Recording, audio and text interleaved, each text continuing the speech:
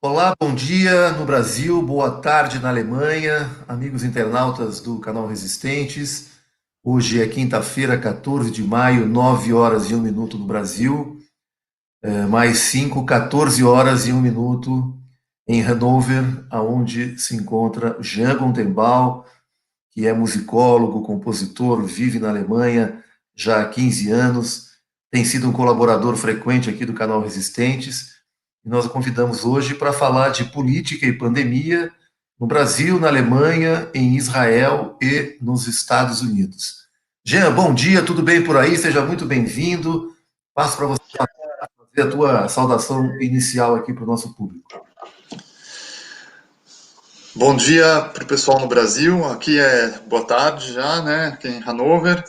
Obrigado, Cláudio, pelo convite mais uma vez. É sempre um prazer estar com o público do Resistentes, passando um pouco as notícias dos polos internacionais, né? Hoje a gente vai falar de Alemanha, de Estados Unidos, Israel, e fazer comparação também com o Brasil, como sempre, né?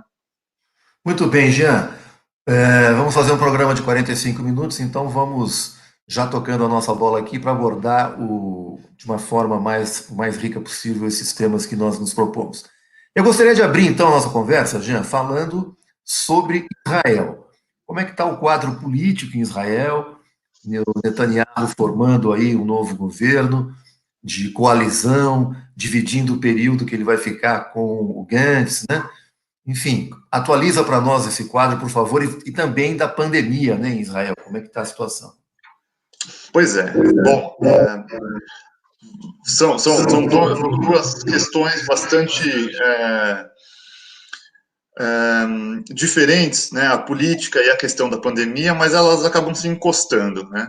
A grande verdade é que a gente tinha um cenário político antes da pandemia e com a pandemia os políticos se aproveitam, alguns políticos a gente vê, né, se aproveitam de situações assim para fazer jogos políticos, né? Normalmente é para o lado negativo, né? E foi o caso do Netanyahu, né? O Netanyahu havia perdido eleições anteriores, depois venceu de novo, mas ficou naquele cadeado de não conseguir formar o parlamento israelense.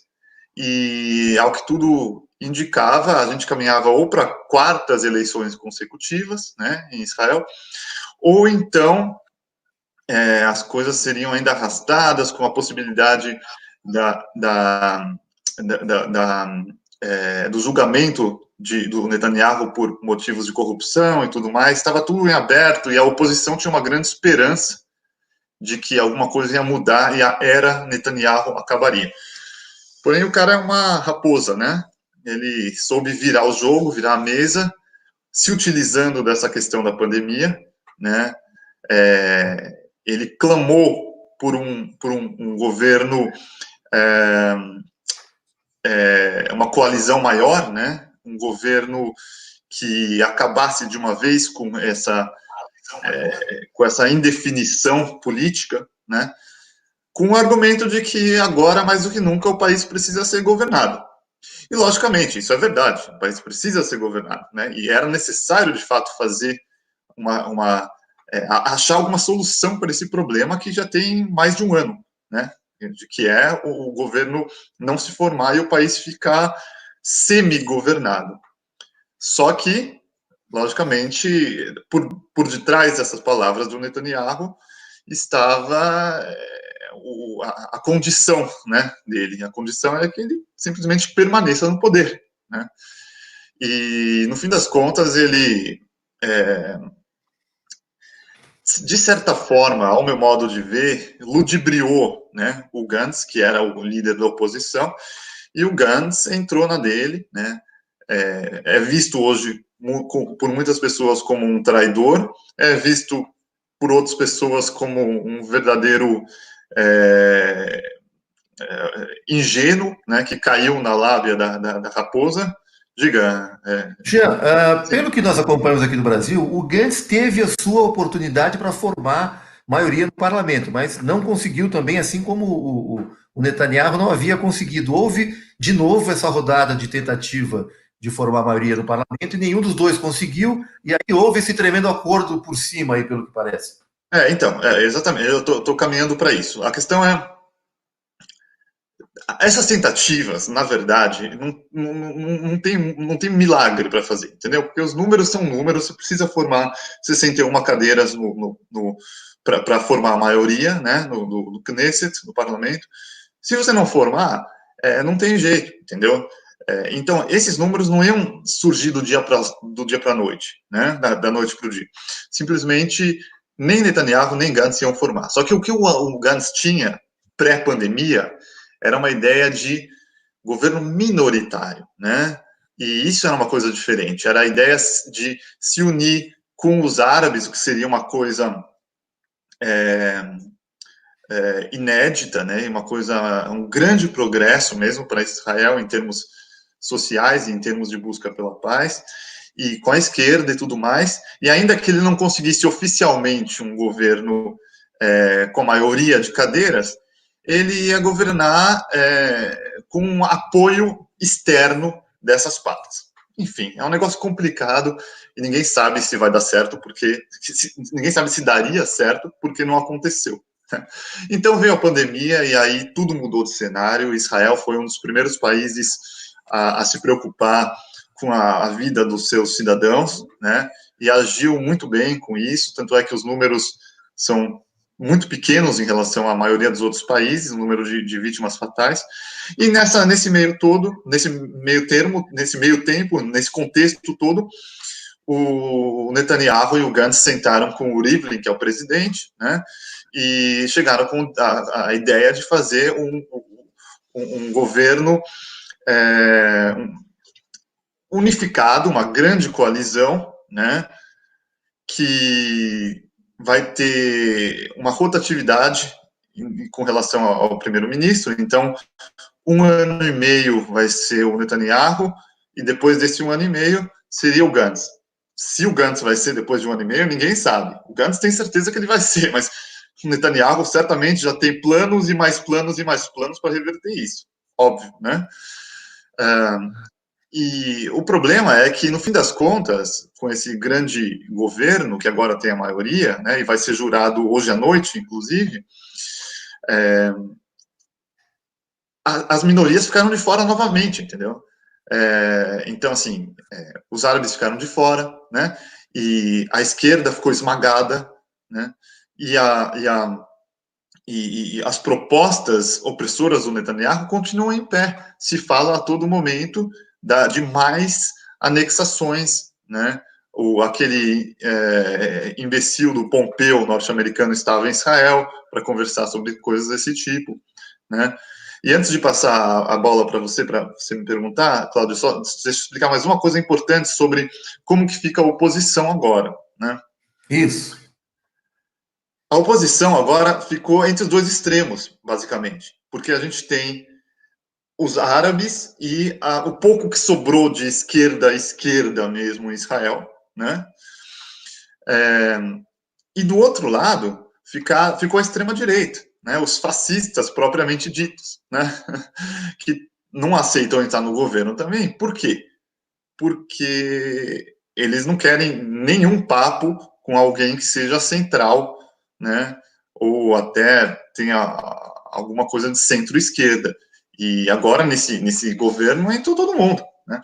Então, o que aconteceu é que a oposição nem é uma oposição real, porque ela é completamente fragmentada, né? E o que você vai ter dentro do governo, um monte de linhas, né? Só que quem manda ainda assim são os figurões do partido do Netanyahu, né? E, inclusive, os partidos que ficaram de oposição, tanto da extrema-direita quanto da esquerda, se quebraram, porque algumas pessoas entraram na grande coalizão, outras não. Então, só para resumir, deixa eu te dizer uma coisa. Hoje, no parlamento, com 120 cadeiras, existem 21 partidos representados. Que é uma loucura, né? Se for imaginar. 13 grupos, mas desmembrando os grupos, são, na realidade, 21 partidos. Ou seja, é muito fragmentado, e quem se beneficiou de tudo isso e continua a se beneficiar é o Netanyahu. Não, não há dúvida, Jean, essa estratégia de fragmentar a oposição é uma estratégia dessas nossas democracias diria, mais liberal, né?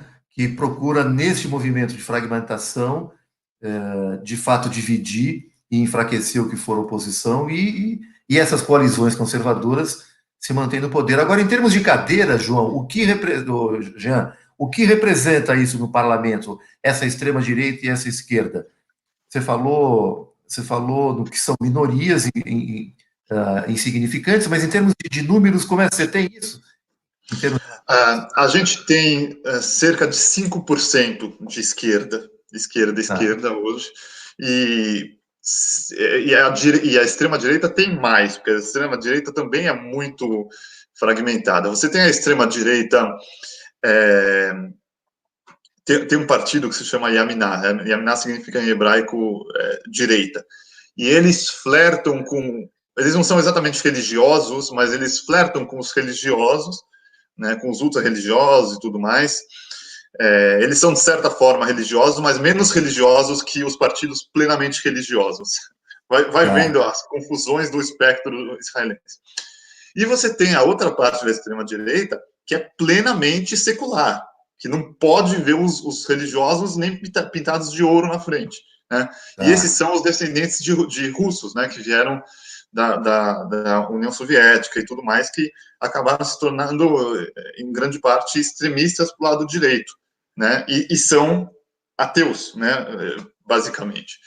Então, esses estão fora também do governo, mas são fragmentados com a questão da extrema-direita. Agora, a parte mais forte da oposição, isso é inédito, e essa é a única boa notícia da história, é justamente a lista conjunta, que é o grupo de partidos árabes, né?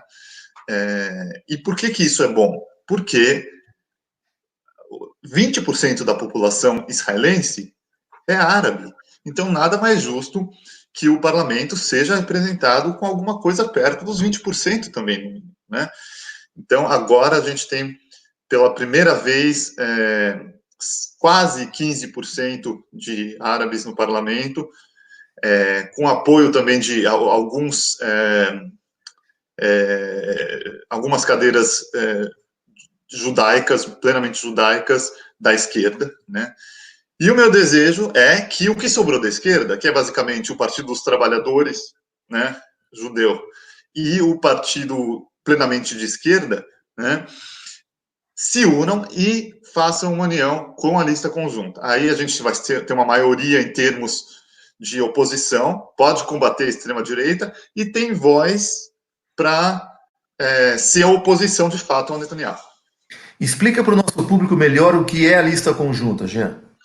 A lista conjunta é uma união de partidos árabes, né? Por que esses partidos árabes não estão juntos? Se juntos eles teriam muito mais apelo, muito mais chance. Porque, logicamente, eles têm muita discordância também. Eles também têm um espectro grande em termos de religiosidade, em termos de nível de nacionalismo, em termos de requerimentos do que eles, em termos de pauta de modo geral, né, em termos do que eles consideram necessidade, como que eles enxergam os árabes fora de Israel, né, na Cisjordânia, em Gaza. Então, eles também são fragmentados, e quem perde com isso, logicamente eles. Quem ganha com isso, sempre o Netanyahu. É terrível. Por isso que eu acho assim, ou a gente conversa e se une para combater um mal maior, ou o cara já está há mais de 10 anos no poder, ele vai ficar. Tem o filho dele, que é pior que ele, igual Trump, igual Bolsonaro, esses caras sempre têm um filho ainda pior, né? O Netanyahu também. Se deixar, o cara vai tomar o poder daqui a pouco, entendeu? Agora, João, para a gente encerrar esse tema de Israel, o que no Brasil também é que a divisão desse governo, né, não só no prazo de 1 ano e meio para cada um, me parece que o Netanyahu ficou com a parte de segurança e a parte de economia, e o Gantz, principalmente com a pasta da Justiça. Dado que o Netanyahu responde a processos por corrupção, é claro que ele vai ter imunidade enquanto estiver governando, né? Mas você vê aí algum risco, alguma forma de pressão, ou é tudo um grande acordo mesmo que está todo mundo garantido? Eu acho que é tudo um grande acordo. Eu acho que o Gantz, ele foi, de fato, ingênuo e, de certa forma, traiu também, né? Eu acho que são as duas coisas. Ele, ele achou que era a melhor maneira. Para começar, ele quis se pintar de o salvador da pátria, sabe? O cara que, ok, eu cedo, pelo bem do povo, agora que a gente está na pandemia. E o Netanyahu se utilizou disso, né? Eu tenho essa impressão. O que acontece é que ele está com um cargo importante, né? Mas ele não vai fazer nada contrário ao próprio governo do qual ele é parte, compreende?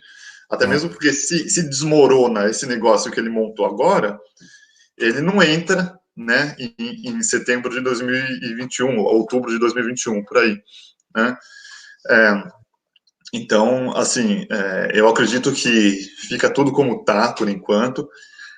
E em termos de militância, o que a gente pode e deve fazer agora é combater as medidas opressoras do Netanyahu, a começar pelas novas anexações, né? Inclusive, o cara é tão alucinado, né, que ele coloca em xeque, em perigo, né, o acordo de paz que Israel tem com a Jordânia, né, que é um dos passos mais importantes que ocorreram, né? É sim. grave. E em relação à pandemia, nos territórios palestinos, Cisjordânia e Gaza, nós conversávamos antes de abrir. Dá um quadro rápido para a gente disso, por favor. Bom, Israel agiram muito bem, muito rapidamente e com muita precisão e disciplina, inclusive colocando segurança na rua, né? Quem estava furando o isolamento ia preso mesmo. Então, assim, Israel foi exemplar nesse ponto. Era de se esperar mesmo, na verdade. Com esse tipo de coisa, Israel é sempre, essa questão social é sempre muito avançada, né? Agora, os territórios palestinos, né, Cisjordânia de um lado e Gaza de outro, é outra história. Quem cuida dos palestinos na Cisjordânia, né, é a autoridade palestina, né, e tem uma certa estrutura e tudo mais, e pelos relatos que eu vi, a situação não ficou calamitosa por lá, ainda bem, graças a Deus, e as coisas estão, na medida do possível, estão sendo controladas. Em Gaza, embora tenha pouca notícia, né, é muito mais complicado, né? Gaza é um cerco fechado, é comandado pelo grupo terrorista Hamas, né? E sei lá, é difícil afirmar realmente porque a gente não recebe dados, mas o que a gente sabe é que não tem infraestrutura absolutamente nenhuma, até mesmo para a vida normal, ainda mais em um caso de pandemia como essa, né? Como esse. Então, sei lá, só espero que as coisas não fiquem piores ou não sejam ainda piores do que a gente tem conhecimento. Imagino que essas áreas todas estejam, de fato, como você falou, isoladas para não permitir que a pandemia eventualmente tome conta de todo o país, né? Agora, o Jean, vamos falar um pouco agora da Alemanha. A Alemanha, com Angela Merkel, conseguiu uma coesão nacional muito importante que minimizou os efeitos da pandemia, embora a Alemanha ainda esteja entre os 10 países mais infectados, mas com número de mortos inferior ao Brasil. Como é que está a situação aí na Alemanha? Vocês continuam em isolamento radical? A coisa está abrindo? Como é que está isso? Então, como eu já disse em diversas ocasiões, eu acho que a Alemanha agiu muito bem com relação a tudo isso. A Angela Merkel realmente mostrou mais uma vez a grande estadista que ela é, a grande governadora que ela é mesmo, né, do país. E eu não tenho críticas a serem ditas, viu? analisei e vivi bastante aqui todos os âmbitos da situação da pandemia, né? Seja na área da Chegou, saúde. chegou inclusive a ter uma suspeita, né, Jean? Lá. Bom, eu contraí, né? Eu acredito que o que eu tive mesmo lá no começo foi o vírus, né? Enfim, e toda a minha experiência que eu já contei em outra live foi muito boa e tudo mais, foi muito tranquilo, fui muito bem tratado pelo Sistema Nacional de Saúde e tudo mais, né? Agora, assim, não só isso, né? Toda a parte de economia foi muito bem lidado também. Eu tive a oportunidade de conversar com pequenos empresários com quem eu tenho contato e tudo mais, né? E como eles foram de fato assistidos, né? Seja pelas prefeituras das cidades, ou pelos governos estaduais, ou pelo governo federal. Então, com relação a isso, foi muito bom mesmo. A abertura começou gradativamente, justamente essa semana, né? A minha esposa, que é professora, voltou a trabalhar na segunda-feira agora, né? Professora de criança, né? E então, assim, mas tudo gradativo ainda, contemplando o isolamento, o distanciamento social, né? E com muitas limitações. Restaurantes abriram também, mas é até engraçado, você só pode ir no restaurante se você marcar horário como se fosse uma consulta médica, você dá o seu telefone, dá seu número, você vai ficar de tanto tempo a tanto tempo, e aí você chega no restaurante, é uma mesa com pessoas, uma mesa sem, uma mesa com, uma mesa sem, uma mesa com, que é para o distanciamento social.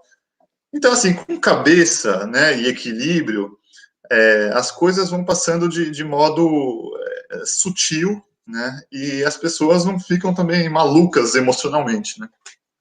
Agora, teve alguma cidade que se destacou em termos de contaminação, ô Jean? Hannover acho que não deve estar entre elas, né? Mas tem Munique, Berlim, deve ter sido talvez as cidades maiores com o maior número de contaminados, é isso? Na verdade, foram as cidades do sul, né? Porque aqui na Alemanha entrou pelo sul, pela Itália, né? Então, na Bavária e no estado de Württemberg, que é o estado do lado da Bavária, né? Foram os maiores casos, né? Como a gente está no norte, né? Hannover é no norte, e Berlim também, aqui foi bem menos afetado, né? A grande preocupação é que a Alemanha é um dos países mais idosos do mundo, né? Eu já falei isso outras vezes também. Então, assim, tem muitas casas de saúde para idosos, lares de idosos, Alô? né? Que é uma coisa, depois eu até então, Jean, alô? oi, Me voltou, né? ouvindo? Oi, Jean. Oi, Deu uma congelada na sua voltou? imagem. Você me ouve bem? O Jean parece que está com algum problema de conexão. Eu te ouço. Tá dando. Opa, sumiu. Jean, procura entrar. Alô, Jean, tá ouvindo? Eu te ouço. Ah, deu uma travada na sua imagem, chegou até sumir, voltou. Deve ter sido alguma oscilação aí com a internet. Você está no seu É, computador, né? Ou é celular? computador. Computador. Tá, então você dizia que a pandemia entrou pelo sul, né?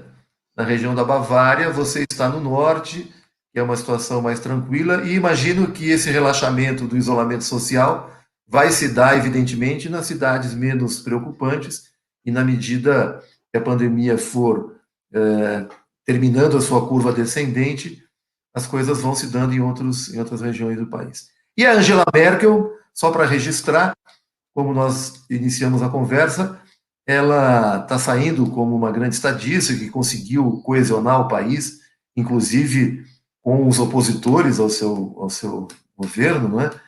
E sai fortalecida o período de mandato dela, nós conversávamos, é para o ano que vem, setembro, outubro. Você acha que ela faz Isso. a sucessão dela, então? Então, ela vai se aposentar, isso já está definido, né? Depois de é, 4 mandatos, né? E ela vai agora, em outubro de 2021, nós teremos eleições, né? Então, é assim, o partido dela está muito em alta novamente por causa da aprovação pessoal dela, né? Agora, isso não quer dizer o, que o sucessor dela ou sucessora dela vão gozar de todo esse público que ela tem, né? Todo esse apreço do público que ela tem. Então, assim, eu acredito que ela saindo, né, vai ser chave ela conseguir colocar alguém no lugar dela que, de certa forma, dê continuidade ao trabalho que ela vem fazendo, né? Logicamente que eu quero que, depois que ela sair, eu espero que o partido dela caia, né? Porque o partido dela é de centro-direita, né? Eu quero que entre o partido pelo menos o partido de centro-esquerda, que é o partido que já governava antes dela, né, como Schröder, e, se não for possível, que entre até o Partido Verde, que aqui na Alemanha também é de centro-esquerda. E o partido nazista, como é que é a situação dele? Ele parece que estabilizou, né? Não tem crescido mais na Alemanha, é isso? Ele é um partido de menor escalão, né? Ele está por volta de 10% aqui, né? E não tem nenhuma possibilidade dele tomar o poder em termos nacionais, mas a preocupação é que a gente não quer que eles consigam nem, ao menos, nenhuma prefeitura no país inteiro. Por enquanto, eles não têm nada, né? Nenhuma prefeitura. E é isso que tem que continuar, que eles não consigam nada, nada, nada, nada. Muito bem. Jean, já estamos com 30 minutos aqui de live, se aproximando disso. Temos ainda os Estados Unidos e Brasil para falar. Eu gostaria de terminar o programa com o Brasil, então vamos tratar um pouco dos Estados Unidos, a pandemia, país em primeiro lugar no ranking de contaminados, mais de 1 milhão, eu tenho aqui os números. Os Estados Unidos está com 1.430.000 contaminados e 85.000 mortos. E também vivendo um processo eleitoral, que parece que a pandemia derrubou a campanha do Donald Trump. Como é que você está vendo o quadro lá, João? Bom, acho complicado tudo isso. A gente não sabe exatamente o que vai acontecer, né? Eu não estou muito esperançoso, né? Tenho grande receio de que o pior aconteça, que seria a reeleição do Trump. Isso seria uma catástrofe para o mundo inteiro. Tá? Se isso acontecer, isso vai refletir diretamente no Brasil, né? A gente sabe como são as coisas. E em Israel também, né? E em outros países que sofrem muita influência norte-americana. E se o Trump for reeleito, eu acredito que o segundo mandato dele vai ser bem mais à direita, em direção à extrema-direita, do que foi o primeiro. Tá? Agora sim, os democratas têm todas as esperanças de que o Biden consiga vencer. Né?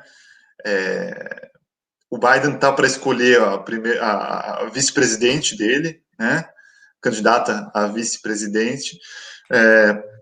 Provavelmente vai ser a principal da lista, né, é a Elizabeth Warren, que concorreu com ele nas primárias, né? E eles estão tentando dessa forma pegar também os votos dos progressistas, né, que são os defensores os eleitores do Bernie Sanders, que logicamente, como eu sempre digo aqui, seria a melhor opção, que é um cara maravilhoso, um grande gênio político, né? Mas o Partido Democrata não deixaria ele entrar, não deixou ele entrar em 2016, não deixou ele entrar agora também, e a gente vai ter que jogar com o que a gente tem mesmo, que é o Biden, que está longe de ser um bom candidato, mas qualquer coisa democrata contra o Trump é o que a gente tem que apoiar. Né? Mas as pesquisas indicam o Trump em queda, não é isso? E o Biden em alta, não é assim? Você tem os números atuais? Como é que está a situação? Eu checo todos os dias os números, e a questão é a seguinte: esses números enganam bastante, porque a gente nunca pode se esquecer que uma coisa é números absolutos, outra coisa é todo o jogo dos colégios eleitorais. Não se Sim. esquecendo que a Hillary venceu em 2016. Ela teve mais votos nos Estados Unidos do que o Trump, né? Só que ele venceu por causa dos colégios eleitorais, né? Ou seja, lembrando que os Estados Unidos não é uma democracia plena, né? É uma democracia, mas não é uma democracia plena, onde a maioria vence, né? Eu defendo o fim dos colégios eleitorais, né? Tem outras pessoas que defendem também. Então, assim, essas pesquisas, no momento, mostram mais ou menos que o Trump mantém 90% da base eleitoral dele, né? E ele perdeu 10%, o que é pouco, mas é o que esperam que seja suficiente para derrubar ele, né? E o Biden, por sua vez, está mais preocupado em conseguir os votos da parte progressista dos democratas, que apoiariam o Bernie, do que com o Trump. Ele está mais preocupado com isso no momento, né? Porque se ele conseguir todos os votos dos eleitores do Bernie, ou seja, os votos progressistas mesmo, aí sim existe uma grande chance dele vencer. Agora, se o pessoal progressista falar assim, não, eu não vou votar em ninguém, né? Eu não vou votar, não vou aparecer nas urnas porque eu não gosto de nenhum deles, aí tem uma grande chance da gente ter um repeteco de 2016. Mas como você diz, eu acho que a questão do voto útil lá deve ter algum peso, né? Dado o que o Trump representa. Ou você não vê assim? Tem que ter um peso. Eu sou sempre a favor de, antes de mais nada, utilizar o voto antifascista, entendeu? Assim, eu não tenho nenhuma vergonha em dizer que se por acaso as eleições passadas no Brasil tivesse ficado, perdão, tivesse ficado o Bolsonaro contra o Alckmin, por exemplo, eu teria votado no Alckmin, sem dúvida, entendeu? Eu não votaria nulo, porque você tem que fazer Sim. o voto antifascista, né? E agora, se eu fosse cidadão norte-americano, eu votaria no Biden sem dúvida, embora eu não goste dele. Mas você tem que jogar com o menos pior, né? Você tem que evitar que o pior aconteça. E esse é o discurso justamente do Bernie. O Bernie falou naquela época e fez campanha para Hillary, né? E agora, de novo, ele está falando: votem, vocês têm que sair de casa, têm que ir para as urnas, né? Porque senão o pior vai acontecer, né? Então é isso. Então, eu acho que é razoável esperar que a maioria dos eleitores do Bernie Sanders devem acompanhar o candidato democrata. E aí abre uma perspectiva de uma eventual derrota do Trump, porque a epidemia nos Estados Unidos parece que ainda não atingiu o pico, né? Está próximo de atingir o pico, É, ainda são números alarmantes, então sim. isso pode causar ainda um estrago maior na campanha. Antes de passar para o Brasil, Jean, eu vou fazer uma passagem aqui pelo chat. Valéria Salgueiro, dando parabéns pela entrevista, muito esclarecedora. Roberta dando boa tarde, então imagino que ela fale da Alemanha. A Roberta diz: o jornalista israelense Davi Shen deu uma excelente entrevista, uma conversa no canal YouTube Moderate Rebels, dos fantásticos jornalistas independentes americanos. Foram dois programas especiais excelentes. Não sei se o Jean tem assistido esses programas, eu confesso que não conheço. E ela diz também: só não podemos esquecer do link subserviente da Alemanha e toda a União Europeia aos Estados Unidos. Não esquecer que reconheceram Guaidó, uma farsa completa. A Euraci Oliveira Santana, bom dia, resistentes, excelente entrevista do Jean ao 247, que gostei muito. Está se referindo à entrevista sua dada ao 247. Foi na segunda-feira, né, Jean? Isso. Eu também assisti, muito boa. Aí mais aqui a Valéria registrando, a entrevista do Jean 247 foi excelente. Ida Maria, bom dia. A Roberta diz: moro em Londres e vivo com o meu Bozo e seus bolsominions. Aqui os famosos neoliberal Tories. Estamos esperando um grande inquiry sobre a tragédia criminosa das mortes por corona na casa dos idosos. Valéria Salgueiro também no DCM teve uma entrevista horrível com a tal Átila Derlich. Também não desconheço. Bom, Jean, situação no Brasil, pandemia numa ascensão brutal, como era esperado. Chioro deu uma declaração recente, o Chioro foi ministro da Saúde do governo Dilma, conhece muito bem o quadro de infectologia no Brasil. Ele estima que se o Brasil mantiver um isolamento na ordem de 50%, nós estaríamos atingindo o pico da pandemia na segunda semana de junho, e a partir daí haveria um início da queda, e que nós estaríamos saindo desse período mais crítico só em setembro. Agora, o nosso isolamento aqui tem sido muito comprometido com o discurso do genocida presidente, que soltou um decreto recentemente permitindo a abertura de academias de ginástica, barbearia e cabeleireiros, e que causou um confronto com os governadores e prefeitos, que é quem segura a bucha na cidade, nos estados, tentando mais uma vez fazer a estratégia de jogar todas as consequências da pandemia no colo dos governadores e do prefeito. Eu acho essa, particularmente, uma estratégia furada, porque essa estratégia só teria êxito se o número de infectados e mortos não fosse alarmante e a economia fosse para o buraco. Quer dizer, a economia indo para o buraco e os números dos infectados e mortos não sendo tão alarmantes, ele vai dizer, bom, se vocês não tivessem feito esse esforço, a economia poderia estar numa situação melhor. Agora, como esse número é crescente, então, e ele, como grande responsável de coordenar as ações nacionais, de compras, de toda a política que os países mais civilizados fazem para mitigar os efeitos da pandemia, ele aí então poderia obter êxito nessa estratégia. Então, ele tem, de fato, eu acho que o grande cálculo político dele é jogar um país no caos. Aliás, hoje o 247 traz aqui algumas avaliações referentes ao quadro social que nós teremos em julho. Muito provavelmente já estaremos num caos completo de desempregados, de contaminados, e dentro desse caldeirão social efervescente, o Bolsonaro, de fato, dá a sua cartada final, que é o nosso Luiz Bonaparte, né? Tivemos na semana essa questão de uma linguagem ascendente, com símbolos fascistas, né? O Weintraub, na comunicação, usando uma linguagem dos campos de concentração. Eu sei que você explorou muito isso na sua conversa com o Atush, no 247.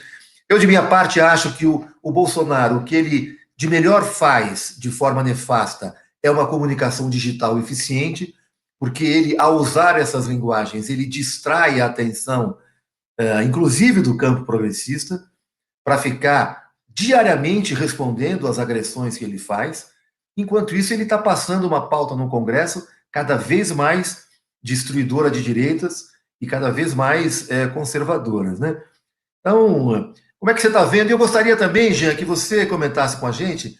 Você está articulando um grupo agora do PT aí na Alemanha, né? Como é que está essa experiência? Conta para nós um pouco sobre isso também, por favor. Bom, sobre o Brasil é uma notícia terrível a cada dia, né? A gente sabe disso. Eu acho que realmente esse plano de ir fazendo e passando medidas que vão fazendo a agenda dele, destruindo os direitos sociais e humanos e privilegiando os privilegiados, né? E tudo que é do feitio dele. E isso fazendo tudo isso por trás e pela frente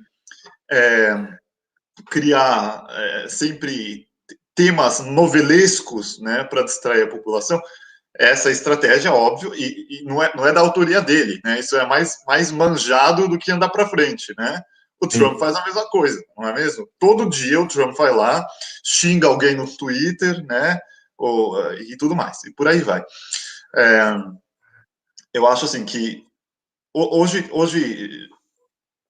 eu há pouco tempo compartilhei lá no grupo do coletivo, do nosso coletivo Os Judias e Judeus com Lula, a notícia de que o PT e o PSOL se uniram, né, querem se unir juntamente com 300 instituições para justamente dar início finalmente ao impeachment, né?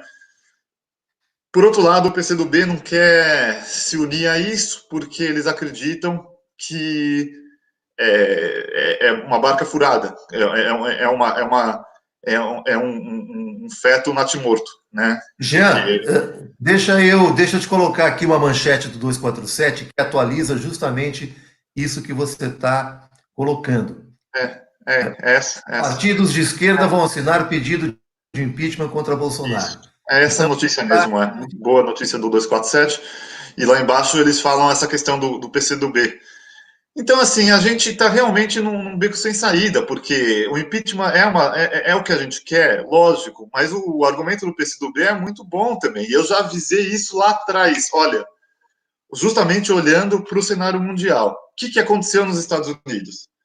Eles tentaram esperar o momento certo para o impeachment. Esperaram 3 anos. Na hora que abriram o impeachment, o Trump riu da cara deles, né? Riu dos democratas. Passou na Câmara, porque a Câmara é democrata. Chegou no Senado, que é republicano, não somente não passou no Senado, mas os republicanos nem ao menos fizeram o processo. Eles não chamaram, pela primeira vez, não chamaram nenhuma testemunha. Imagina um processo sem testemunhas. É uma piada. E é também uma declaração, né, de quem manda é a gente. A gente manda aqui e a gente ri do seu processo. A gente nem chama testemunhas, né? Então, eu temo que esse seja o caminho também. Lembrando também que a Dilma se comportou no impeachment de uma forma muito republicana, porque ela é uma pessoa decente, é uma grande cidadã, né? Imagine o psicopata da presidência durante o impeachment. Imagine tudo o que ele vai tentar fazer, né? Então, assim, é difícil saber para onde correr mesmo. Eu acho que a gente está numa situação muito difícil mesmo. E para responder sua segunda pergunta, rapidamente, a questão é que o PT tem representações em diversos países, né? Então, eu fui convidado a assumir a coordenação do núcleo PT Alemanha, juntamente com uma colega, né? Somos em 2 nessa coordenação. E então todos os brasileiros que quiserem se filiar, que morem aqui na Alemanha e quiserem se filiar ou já sejam filiados e quiserem fazer parte do núcleo, né? Então a gente já tem um grupinho interessante de mais de 20 pessoas e a gente está sempre em comunicação com o PT e é isso. O PT é o segundo maior partido do Brasil e é um dos grandes partidos do mundo e é não somente um partido brasileiro, um movimento trabalhista, né? Seja o Labour na Inglaterra, seja o Avodá em Israel, seja o SPD aqui na Alemanha, né? Então essa é a questão, essa é a ideia de unir o movimento trabalhista. legal, Jean. Desejo sucesso aí para você nessa empreitada. Canal Resistentes fica à tua disposição toda vez que você quiser fazer qualquer pronunciamento ou articulação no YouTube. Estamos aqui à disposição. Jean, estamos chegando em 45 minutos de programa. Vamos respeitar o nosso prazo. Ambos temos compromisso. Quero agradecer muitíssimo a tua participação. Gostei muito da conversa. Eu acho que nós podemos fazer com frequência esse tipo de encontro, né, para atualizar esses assuntos. Ficamos dividindo você com 247. O nosso público é muito comum e é sempre bom ter você ouvindo aí as suas avaliações. Passo para você, então, fazer as suas considerações finais, agradecendo mais uma vez a tua presença. Então tá ótimo, muito obrigado, meu caro, pela presença. É sempre um prazer estar aqui no Resistentes, que não para de crescer, né? É um canal em curva ascendente, ainda bem, e tem muito trabalho por ser feito e muito trabalho é necessário. Então estamos juntos na resistência, sempre em frente contra o fascismo. Valeu, Jean. Muito obrigado. Quero anunciar a nossa programação. Hoje, às 18 horas, teremos o Legiane Mirhan e amanhã, às 18 horas, um convidado especial na programação que nós estamos fazendo com o Machado, que o Jean conhece de Piracicaba. O Machado e o de Mauro têm feito programas sobre o poder local aqui no canal Resistente, toda sexta-feira, às 18 horas. E o nosso convidado de sexta-feira será o José Dirceu. Eu vou fazer a âncora desse programa. Já deixo aqui um convite para todos nos acompanharem nessa programação. Bom dia, boa tarde a todos que estiveram no chat e até uma próxima. Valeu, João. Um abraço aí. Tchau. Força. Tchau.